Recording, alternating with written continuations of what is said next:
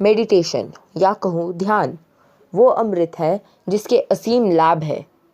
ध्यान के कारण इच्छा शक्ति बढ़ती है।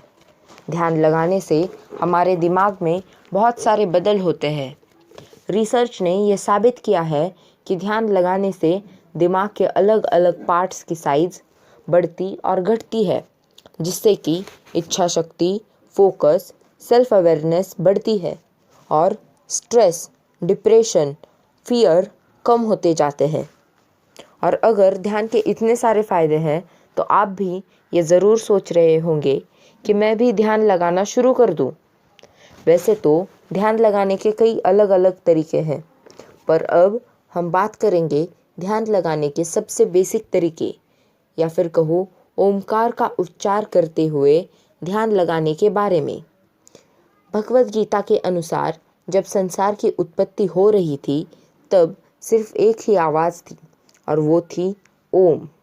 अब हम ध्यान लगाने पर आते हैं। तो ध्यान लगाने के लिए आपको बस एक शांत जगह पर जाना है और पद्मासन में बैठना है।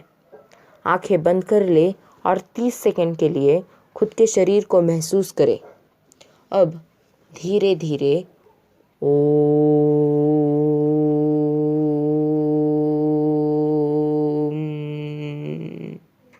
का जाप शुरू कर दें। आपका मन आपको जितना भी भटकाए, पर आपको अपने मन को भटकने देना नहीं है। अब आप कम से कम 5 मिनट के लिए ध्यान लगा सकते हैं और ये याद रखें कि फिर हर रोज़ धीरे धीरे समय की इस अवधि को आपको बढ़ाते जाना है। बस 2 हफ्तों में ही आपको इसके फ़ायदे दिखने लगेंगे। तब आपका खुद पर ज़्यादा काबू होगा।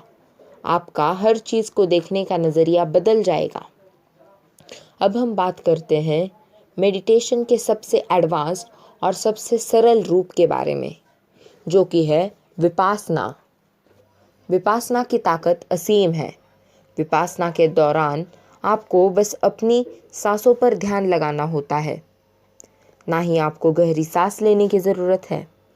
आपको बस खुद के नेचुरल फॉर्म से परिचित होने की ज़रूरत है।